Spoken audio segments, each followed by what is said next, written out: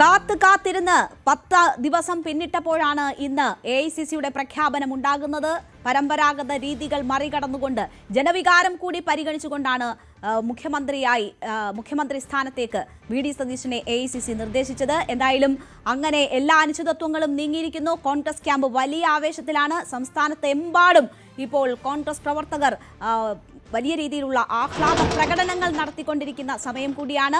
VD Satheesan മുഖ്യമന്ത്രിയായി എത്തിയതോടുകൂടി ഈ 10 ദിവസം അടക്കിപ്പിടിച്ചിരുന്ന ആഹ്ലാദം പ്രവർത്തകർ തെരുവിൽ ആഘോഷിച്ച് തീർക്കുന്ന കാഴ്ചകളാണ് നമ്മൾ കണ്ടുകൊണ്ടിരിക്കുന്നത്. ഒരുപക്ഷെ തീരുമാനം മറിച്ചായിരുന്നുവെങ്കിൽ ഇതൊക്കെ ഒരു പ്രതിഷേധ പ്രകടനമായി മാറേണ്ടുന്നതാണ്. എന്തായാലും ജനവികാരം ഉയർത്തിപ്പിടിച്ചുകൊണ്ട് തന്നെയുള്ളൊരു തീരുമാനം കോൺഗ്രസിന്റെ ഭാഗത്തു നിന്ന്, ഹൈക്കമാൻഡിന്റെ ഭാഗത്തു നിന്ന് വന്നിരിക്കുന്നു. ഇനി അത് ഔദ്യോഗികമായി ആ തെരഞ്ഞെടുപ്പിലേക്കൊക്കെ പോകേണ്ടുന്ന സമയമാണ്. മുഖ്യമന്ത്രിയായി VD സതീശനെ നിർദ്ദേശിച്ച ശേഷം ഇപ്പോൾ പാർലമെന്ററി പാർട്ടി യോഗത്തിലേക്ക് കടക്കാൻ പോവുകയാണ്. എന്നാൽ പ്രധാനപ്പെട്ട നേതാക്കൾ AICC പ്രതിനിധികൾ എത്താൻ വൈകുന്നതുകൊണ്ട് ആ യോഗം അല്പം നീണ്ടുപോകുന്നു എന്നതാണ് നമ്മളിപ്പോൾ മനസ്സിലാക്കുന്നത്. നിയമസഭയിലാണ് യോഗം ചേരുന്നത്. രമേശ് ചെന്നിത്തല ഈ യോഗത്തിൽ പങ്കെടുക്കില്ല എന്നതാണ് ഏറ്റവും നിർണായകമായിട്ടുള്ള കാര്യം. പിന്തുണ അറിയിച്ച് പാർട്ടിക്ക് കത്ത് നൽകും. ആ കത്ത് നൽകിയിട്ടുണ്ട് രമേശ് ചെന്നിത്തല ഇതിനോടകം എന്നതാണ് മനസ്സിലാകുന്നത്. ഈ പ്രഖ്യാപനം വന്ന് ഇത്രയും മണിക്കൂറുകളാകുമ്പോഴും രമേശ് ചെന്നിത്തല ആ വിഷയത്തോട്, അല്ലെങ്കിൽ മുഖ്യമന്ത്രി സ്ഥാനത്തേക്ക് VD സതീശനെ തീരുമാനിച്ചുകൊണ്ടുള്ള AICCയുടെ തീരുമാനത്തോട് പ്രതികരിച്ചിട്ടില്ല എന്നൊരു സാഹചര്യമുണ്ട്. മന്ത്രിസഭയിലേക്കും ഇല്ല എന്ന കടുത്ത നിലപാടിൽ രമേശ് ചെന്നിത്തല തുടരുന്നു എന്നതാണ് നമ്മൾ മനസ്സിലാക്കുന്നത്. സർക്കാർ രൂപീകരണ ആവശ്യവുമായി ഇന്ന് തന്നെ അതേസമയം ഗവർണറെ കാണാനുള്ള നീക്കം VD സതീശൻ നടത്തുന്നു. മുഖ്യമന്ത്രി പ്രഖ്യാപനത്തിന് പിന്നാലെ സംസ്ഥാന വ്യാപകമായി പ്രവർത്തകരുടെ ആഘോഷം നടക്കുന്ന കാഴ്ച കൂടിയാണ് നമ്മൾ കാണുന്നത്. അപ്പോൾ വിവിധയിടങ്ങളിൽ സംസ്ഥാനത്തിന്റെ പലയിടങ്ങളിലും കോൺഗ്രസ് പ്രവർത്തകർ വലിയ ആവേശത്തിലാണ്. ആഹ്ലാദ പ്രകടനങ്ങൾ നടന്നുകൊണ്ടിരിക്കുകയാണ്. കഴിഞ്ഞ ദിവസങ്ങളിലൊക്കെ ഓരോ പ്രവർത്തകരും എന്തുകൊണ്ട് ഈ തീരുമാനം വൈകുന്നു എന്ന ആശങ്കയിലായിരുന്നു. തങ്ങൾ ആഗ്രഹിക്കുന്ന നേതാവിനെ അല്ല ഹൈക്കമാൻഡ് പരിഗണിക്കുന്നത് എന്ന വാർത്തകൾ വന്നപ്പോൾ ഓരോ തരത്തിൽ അതവർ പ്രകടിപ്പിക്കുന്നത് നമ്മൾ കണ്ടതാണ്. വലിയ രീതിയിലുള്ള ജനവികാരം, അത് പെയ്ഡാണ് എന്ന തരത്തിൽ വിമർശനങ്ങൾ ഉയരുമ്പോൾ അതല്ല എന്ന് തെളിയിക്കുകയാണ് കഴിഞ്ഞ ദിവസങ്ങളിലെയും ഇന്നത്തെയും ഈ കാഴ്ച. ആഹ്ലാദപൂർവ്വം ഈ തീരുമാനത്തെ ഏറ്റെടുക്കുന്ന കോൺഗ്രസ് പ്രവർത്തകരെയാണ് സംസ്ഥാനത്തുടനീളം കണ്ടുകൊണ്ടിരിക്കുന്നത്. ജനവികാരം മുഖ്യമന്ത്രിയെ തീരുമാനിച്ചു എന്ന തലത്തിലേക്ക് കാര്യങ്ങൾ എത്തിയിരിക്കുന്നു. വിവിധയിടങ്ങളിൽ നിന്ന് ഞങ്ങളുടെ പ്രതിനിധികൾ ചേരുകയാണ്. VV അരുൺ, ഡാൻ കുര്യൻ, സാരംഗ് എന്നിവർ ഉണ്ട്. ആദ്യം VV അരുണിലേക്ക്. അരുൺ, എല്ലാവരും ഉറ്റുനോക്കുന്നത് CLP യോഗത്തിലേക്കാണ്. ആരൊക്കെ പങ്കെടുക്കുന്നു? രമേശ് ചെന്നിത്തല വിട്ടുനിൽക്കുന്നു എന്നൊരു സാഹചര്യമുണ്ട്. നേരത്തെ തീരുമാനിച്ച സമയങ്ങൾ പലത് മറികടന്നിരിക്കുന്നു. ഇനിയിപ്പോൾ എത്ര മണിക്ക് CLP ചേരും എന്നതാണ് ഇപ്പോൾ ലഭിക്കുന്ന വിവരം. രമേശ് ചെന്നിത്തല പങ്കെടുക്കില്ല എന്നതാണ് അതിൽ ഏറ്റവും നിർണായകമായിട്ടുള്ള കാര്യം. പ്രഖ്യാപനം വന്ന് ഇത്രയും മണിക്കൂർ കഴിഞ്ഞതിന് ശേഷവും രമേശ് ചെന്നിത്തല പ്രതികരിച്ചിട്ടില്ല എന്നൊരു സാഹചര്യം കൂടിയുണ്ട്. എന്താണ് സംഭവിക്കാൻ പോകുന്നത്?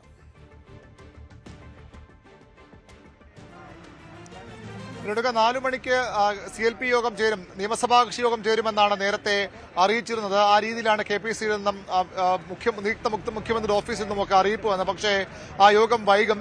നിരീക്ഷകരായ മുകുൾ വാസ്നിക്കും അജയ് മാക്കനും അതിനൊപ്പം സംസ്ഥാനത്ത് ചുമതലയുള്ള AICC ജനറൽ സെക്രട്ടറി ദീപാദാസ് മുൻഷിയും എത്തുന്ന വിമാനം ഏതാണ്ട് 6 മണിയോടുകൂടി മാത്രമേ തലസ്ഥാനത്ത് ലാൻഡ് ചെയ്യുകയുള്ളൂ, തിരുവനന്തപുരം വിമാനത്താവളത്തിൽ എത്തുകയുള്ളൂ. അങ്ങനെയെങ്കിൽ അവർ ഇവിടെ എത്താൻ 6:15 കഴിയും.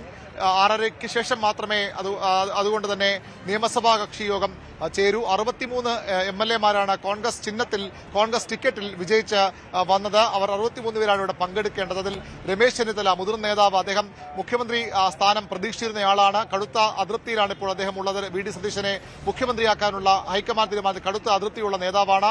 അദ്ദേഹം വീട്ടിലുണ്ടെന്നും ഇല്ലെന്നും പറയപ്പെടുന്നു. ഏതായാലും അദ്ദേഹം ഈ യോഗത്തിലേക്ക് എത്തില്ല. പകരം VD സതീശനെ തിരഞ്ഞെടുത്തുകൊണ്ടുള്ള, നിയമസഭാ കക്ഷി നേതാവ് തിരഞ്ഞെടുത്തുകൊണ്ടുള്ള ആ തീരുമാനത്തിന് പിന്തുണ കത്തിലൂടെയാണ് രമേശ് ചെന്നിത്തല അദ്ദേഹത്തിന്റെ തീരുമാനം അറിയിക്കുന്നത്, പിന്തുണ അറിയിക്കുന്നത്. കത്ത് അദ്ദേഹം കൈമാറും.